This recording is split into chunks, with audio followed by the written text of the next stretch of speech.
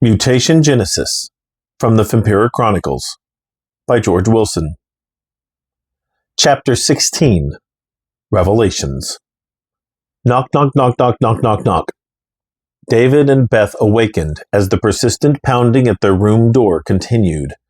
They glanced at each other concerned, since the pounding sounded urgent and not altogether friendly. David jumped out of bed, and as they both considered the town potentially hostile, neither had changed into night clothes, but remained ready for anything. David walked to the door and opened it to find Fempiror waiting for them, his hand ready to continue knocking. He dropped it to his side. "You will accompany me," Fempiror said bluntly. "Why?" David asked. "That is not for me to say," Fempiror replied. "I just follow orders." "Did you sleep well?" David asked him. Fempiror's gaze narrowed angrily. He was not going to acknowledge the question. David nodded and turned to Beth. She just shrugged and slipped on her shoes. David did the same, and in moments they were following Fempiror down the stairs toward the entrance. As they passed Fiona, David noticed that she did not look as friendly toward them as she had when they arrived. A glance to Beth told him that she had noticed the same look. He was tempted to ask Fempiror again what this was about, but Fempiror had refused to answer the first time, so there seemed little point in persisting. The faintest rays of the sun still shone over the horizon in the early evening of the 14th, but the townspeople had apparently started their work immediately after the sun was low enough to get out. In the center of town they had planted two very large, thick poles, large enough to hold against the strength of a Fempiror, David noticed. Townspeople were actively piling logs around one of the poles. David turned to Beth. "This can't be good," he said softly. She shook her head in response.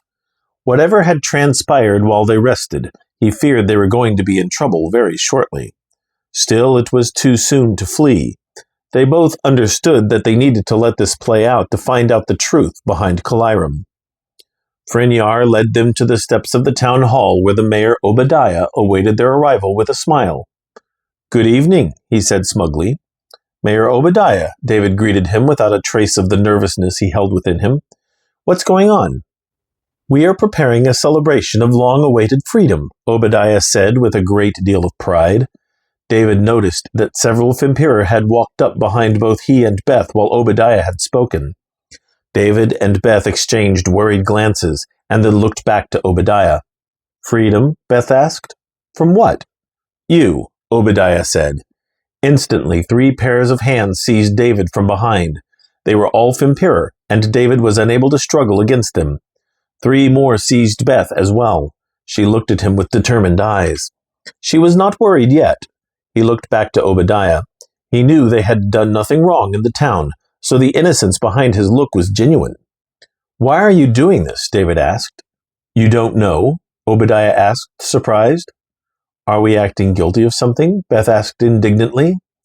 "Over the past few weeks, people have turned up missing," Obadiah explained. "What should we know about that?" David asked. "We've barely spent any time here," Beth pointed out.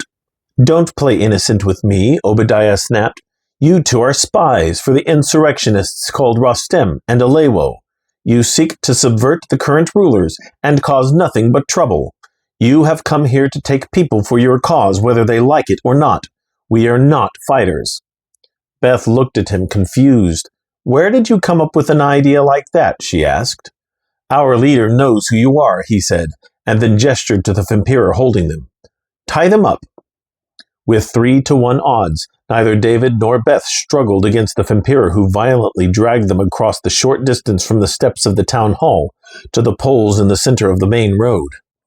2 Fempiror waiting for them near the poles walked forward and tied both Beth's and David's hands using Japrinsa, the strong but light rope that Fempiror cannot break. They tied David to the pole surrounded by the logs, while Beth's pole was clear of the wood. All around them, the townspeople pulled the strikers on their self-lighting torches, creating half a ring of fire around the 2 of them, leaving the view to the town hall open. He did not like where this was going at all. "If you know anything," David said to Obadiah as the townspeople tied him to the pole, "then you should know that neither the Rostem nor the Alewo recruits anyone against their will. That is the way of the Tepish. That is what an insurrectionist would say, Obadiah spat at him. Our leader knows you. You can address your pithy remarks to him. Obadiah backed away from the door to the town hall. Behind him was a shadow who had been silently watching the entire affair, just waiting for his moment to come forward. David knew it had to be a Tepish to have filled the people with the lie about the Rostem and Alewo. Further, this Fempiror would be a Tepish who knew David, and possibly even Beth. The list of those other than Vladimir and Korean were very few. He wondered which one had escaped him over the years. The Tepish walked into the light of the torches, and David's jaw dropped. Out of the corner of his eye, he could see that Beth was just as stunned at their true host in this town. Their attempt at operating undercover never had a chance here. Standing on the step of the town hall, looking at him with a triumphant smile was Abraham, David exclaimed. I don't believe it, Beth followed. What are you doing here? Abraham Barber crossed the short distance to stand just outside where the ring of fire would have ended if it had circled all the way around. He looked between the two of them. I might ask you the same question, Abraham said. You come here with your story of having been recently changed, but the truth is you were changed 10 years ago. Both of you. But you, David stuttered, you were fine. I left you as a human. Yes, you did, Abraham said with a condescending nod. You tossed me off of your levicart to die in the plains around Hogginstown. It was within walking distance, David exclaimed.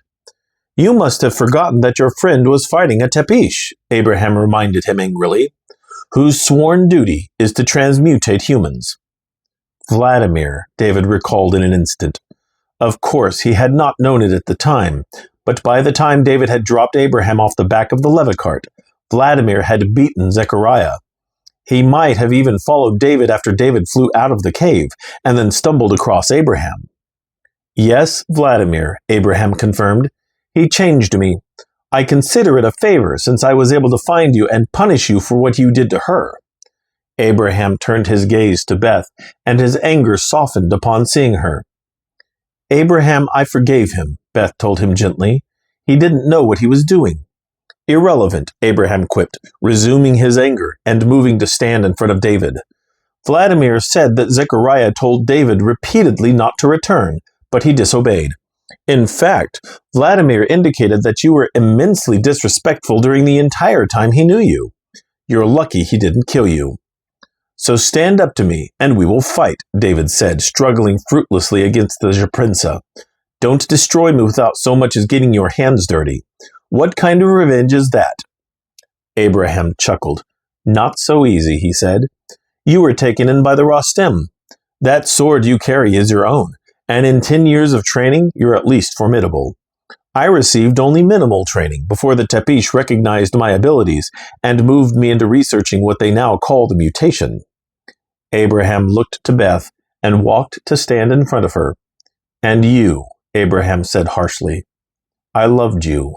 I really did, but you rejected me. So taken with dear David that even after you thought he was dead, you wouldn't have me. You come to town unarmed but with him. So either you remained together, which I find unlikely, or you were trained as an Alewo and are more lethal unarmed than he is. Beth only glared at him expressionless as he spoke. Abraham shrugged. But I don't lie when I tell you I loved you, he said. My revenge is with David alone. You will live to fight another day. Beth smiled innocently. Then untie me, she said. Abraham chuckled and shook his head. Not on your life, he said. When he is a charred heap, then you can go free. I'd rather die than to thank you for living, Beth spat angrily. Abraham resumed his condescending, triumphant smile and turned from them. Enjoy your death, David, he said as he walked back to the steps of the town hall. Light him up. This is a coward's revenge, Abraham, David called out. Abraham reached the steps of the town hall and turned to watch David without a word.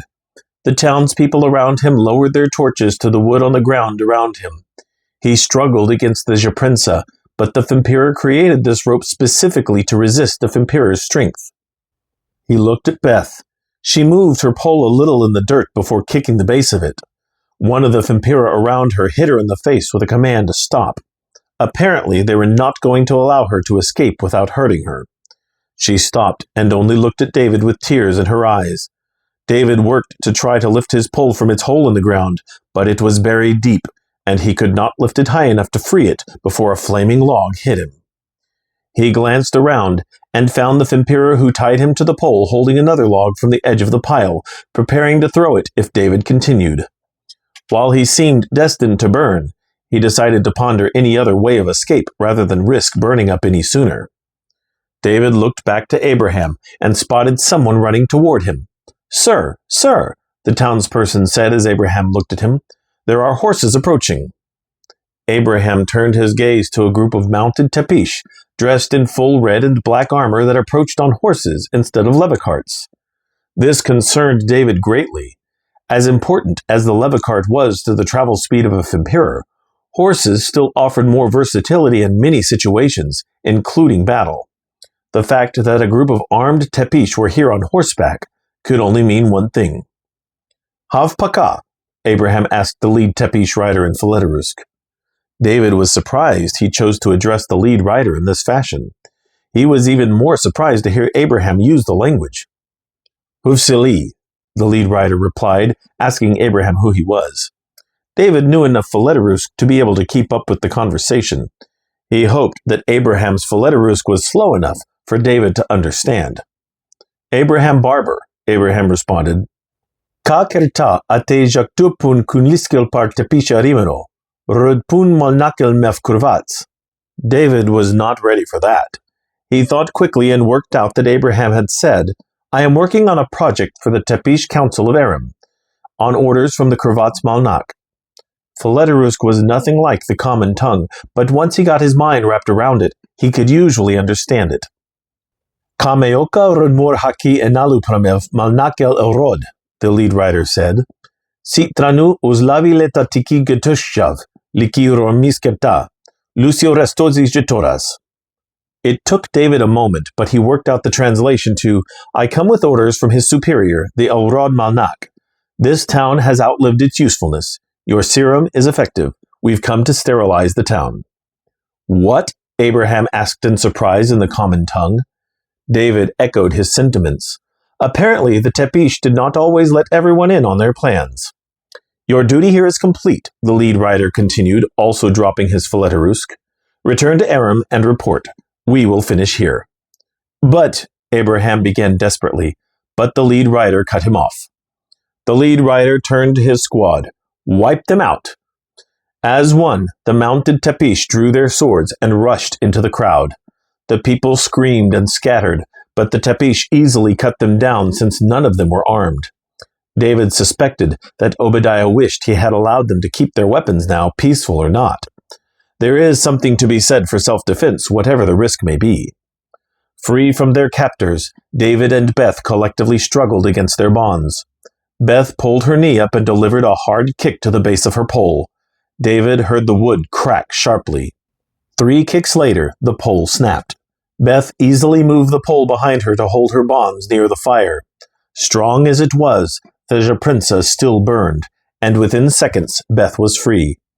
She grabbed one of the burning logs and stepped into the fire to hold the end of it to David's bonds. They snapped almost instantly, and the pair jumped out of the burning circle of logs. "We have to stop this slaughter," Beth said desperately. David knew they were going to have trouble with the mounted Tepish.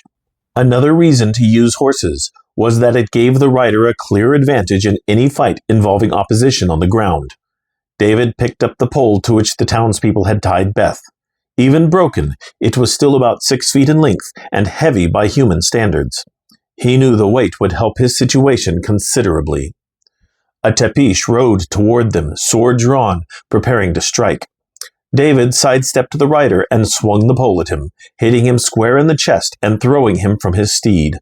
Beth shot off after him.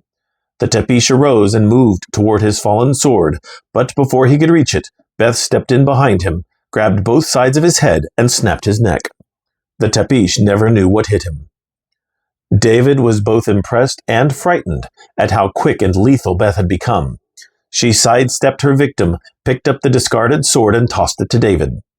He dropped the pole and caught the Tapish's longsword. It felt large and unbalanced in his hand, workmanship far from the quality of Zechariah's handmade sword. It would do, though. "Thank you," David said. Beth nodded without a trace of humor. Despite the fact that she still looked like the girl from Hogginstown with her long hair streaming down around the shoulders of her self-made blue and white dress, she had the expression of a seasoned, unstoppable fighter. Beth quickly turned her gaze to another mounted Tapish and bolted toward him. She leapt onto the head of the horse, kicked the sword of the Tapish from his hand, and used her momentum to throw him off the back of the saddle. The horse kept running, as if he had hardly noticed what occurred. Before the Tapish had a chance to come to his feet, Beth was on top of him and delivered a crushing blow to his nose. The rider slumped to the ground. David took the opportunity to seize the abandoned horse as soon as Beth removed its rider. Now on level ground with his enemies, David circled around and charged toward the Tapish, who were chasing several townspeople who were running. The rest of the riders had not even noticed that one of their horses had been taken, so he easily rode up behind one of them and ran him through. As the Tapish rider slumped over and fell from his mount, the others took notice and turned on David. He glanced back to Beth and found that he had ridden some distance from her without trying. 2 riders approached her as she dragged another from his mount. David spun around and headed her direction as another rider reached him. He had very little experience fighting on horseback, but he held his own against his mounted adversary. He quickly gained the advantage and ran his blade along the Tapish's neck as he reached Beth and defeated one of the pair preparing to attack by stabbing him in the back. Beth narrowly avoided a swing from the second rider and retaliated by bringing herself around and breaking the rider's leg against the side of his mount. This move caused the horse to rear up in surprise, tossing the hurt rider off its back. Beth made short work of him as he hit the ground. David found that Beth's battle had distracted him from his own, and he turned to find the lead rider who had conversed with Abraham, preparing to strike from behind. David defended himself, but the lead rider was a formidable adversary, and though David defended himself against the sword, he was unprepared for the lead rider to lock their blades and then kick him from his mount. David hit the ground and turned to find the lead rider coming around for another swing. David held up his sword to block the incoming blow, but the impact tossed him off his feet and sent the sword clattering away from him. He spared a glance to see what happened to Beth and found she was surrounded, but desperately trying to reach him. David turned to his own problem and saw that the pole he had originally used lay near him. As the lead rider circled for another charge, David rolled to his feet and grabbed the pole. The lead rider approached him quickly. David swung the pole to throw the lead rider from his mount, but the rider was ready for this move. In an instant, the lead rider sheathed his sword, grabbed the end of the pole, and lifted David off the ground. David was unprepared for this and did not have a good grip on the pole as the lead rider swung it in a quick circle and tossed David away from the battle. David flew helplessly through the air and crashed through the wall of a nearby building. He remembered the debris falling down around him as the darkness took him.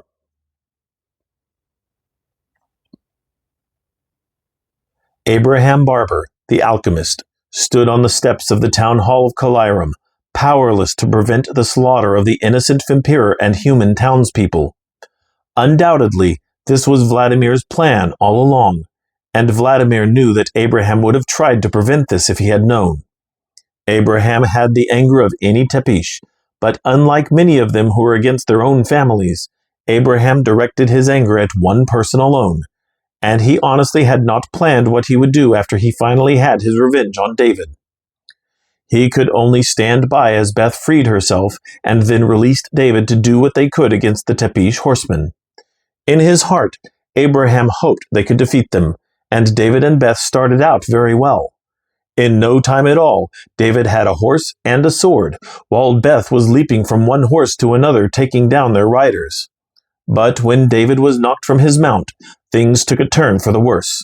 David lost his sword and tried to use the pole again against the lead rider, but the leader swung David into the side of a building using his own weapon. David did not return from the hole his body had caved into the former business on impact. "David!" Beth screamed.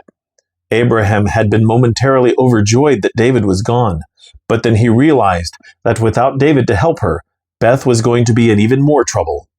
Already the riders were closing in on her. Since she was dressed in common clothing, she would not have her Alewo gauntlets, which the Alewo normally used to deflect sword blows. One of the Tepish swords lay just outside the battle. Abraham thought that if he grabbed it, he might be able to help her.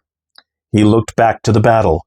She leapt onto one of the horses and killed another Tepish, but as soon as she had finished that one, another came from behind and slashed his sword across her back.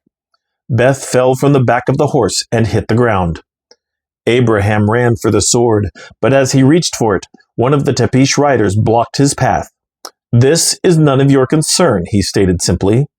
"She's not part of this," Abraham pleaded. "Let her go. I will ensure she doesn't trouble the Tepish any longer." "It's out of your hands now," the rider replied. Abraham looked beyond the rider that blocked him. 2 more riders passed behind Beth, slicing her again and again. Blood stained her dress in several places along her sides and back.